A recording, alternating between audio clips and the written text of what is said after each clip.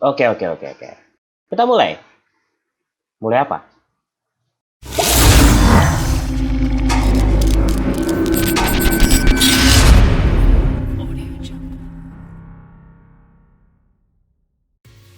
Back teman-teman wibuku yang sepersanggian atau seperkimocian. Jadi untuk video kali ini gue ingin ngebahas tentang anime Isekai Harem Monogatari. Yups. Sudah pasti, lu pada nonton. Ini bukan Monogatari series Bakemono, Shiromono, Nekomono, Jiromono, Second Season, dan lain-lain. Awas lu ya, sampai salah ini. Ini bukan Monogatari series yang dibuat oleh SAF. Ini Isekai Harem Monogatari yang doujinshi-nya dibuat oleh doujinshi kesukaan gua ya, itu Tachibana Omina, bre. Banyak kali karya-karyanya nih orang. Oke, gua minta maaf karena gua sedang sakit ya. Tapi nggak menutup semangat gua untuk bikin ini konten. So, jadi, apa bedanya so sama jadi? Gua ingin review Isekai Monogatari yang dibuat oleh Majin yang sudah berjalan sepanjang 3 episode. Ya, bagi yang teman-teman nggak tahu, Isekai Monogatari menceritakan seorang kang yang hobinya mantap-mantap, hobinya suka pegang-pegang titit, lalu pergi ke dunia isekai yang dimana nanti akan memberikan kekuatan kepada para cewek-cewek. Oh, nggak usah dibahas lagi, habis itu mereka cara bikin atau ngasih kekuatannya gimana ya. Nggak usah lu tanyain, nggak usah. Lu pada tahu semuanya ya, jangan bilang lu kagak tahu gitu. Kalau lu kagak tahu ya udah nonton aja, ya kan. Ini review juga konten spoilerman gitu. Yang nonton video ini pasti udah nonton Isekai Monogatari. By the way, kalau gue berbicara tentang desain studio dan lain-lain, ini emang cakep amis ciamik soro. Dulu juga gue nonton Oppai Kyonyu dan itu dibuat oleh Majin juga. Dan perkembangannya selama 10 tahun, ya 10 tahun coy. Jadi gue dulu nonton anime buatan Majin tuh 10 tahun lalu, Oppai Kyonyu dan Fantasy. Dan itu bagus sekali.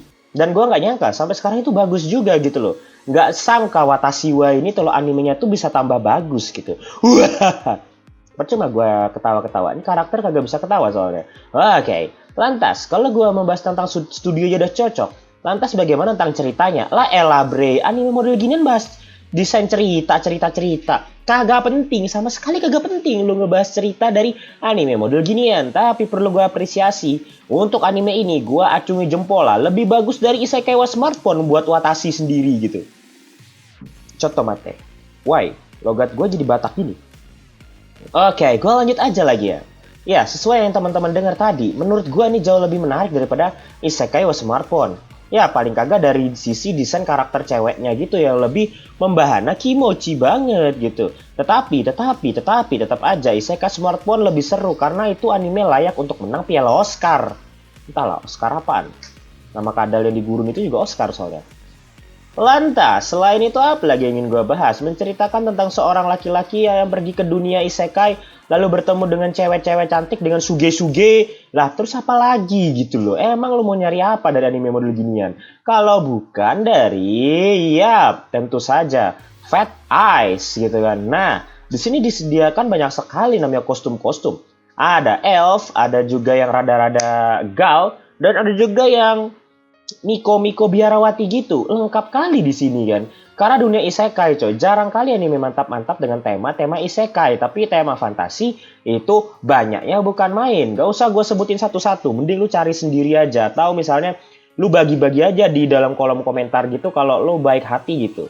By the way, jangan bagi-bagi kode ya, ini bukan lapak tuh ada nuklir di sini.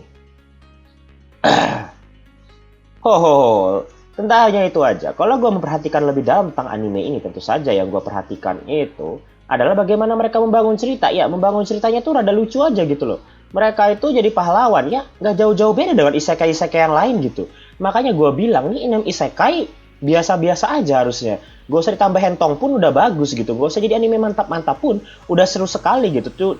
Cuma jadikan anime ecchi aja udah merasa cukup gua kan. Kalau anime model ginian gak jauh-jauh beda dengan Campione dan juga Dead Alive yang harus ada siklus-siklus kayak cipok-cipokan dulu buat dapat kekuatan. Ya, Campione dan juga Dead Alive itu cipok-cipokan dulu bre. Tapi kalau yang ini langsung to the point, to the kimochi. No nego, no yang lain, tidak ada uang DP-nya gitu loh. Wah, ini mah ciamik sekali gitu kalau gua nikmatin secara berkala.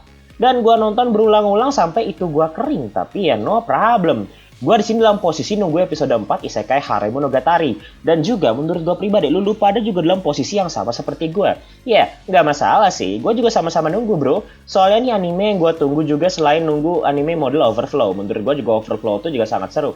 Gak usah diulang-ulang lagi gue bahas Overflow ya. Bisa borek lu pada. Karena gue tahu ya nonton ini udah tau lah pasti Overflow ya. Gak usah gue bahas lagi kan. Hehehe. Dan kalau yang tanya kapan episode 4-nya, oke, gue belum cek jadwal.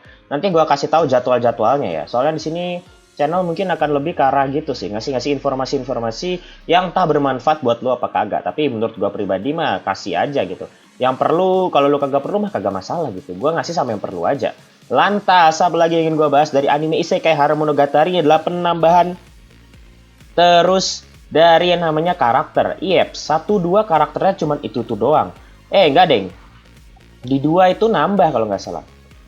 Bukan 2, 3 yang nambah ya. Nambah sama yang ibu kos-kosan, ibu penginapan. Yang itu, cewek. Kalau lu baca doujinshi-nya, itu adegan itu cuma 5 chapter. 5 chapter lagi. 5 halaman. Tapi di animenya dibuat 1 scene.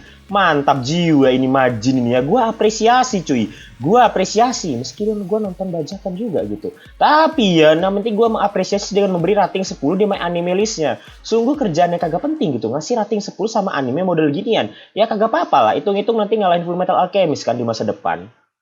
Oke, jadi itu aja yang bisa gue sampaikan. Thanks buat menonton, buat Nakama Tachi, Kimochi Friends, dan lain-lain. Sampai bertemu di video gue yang lain.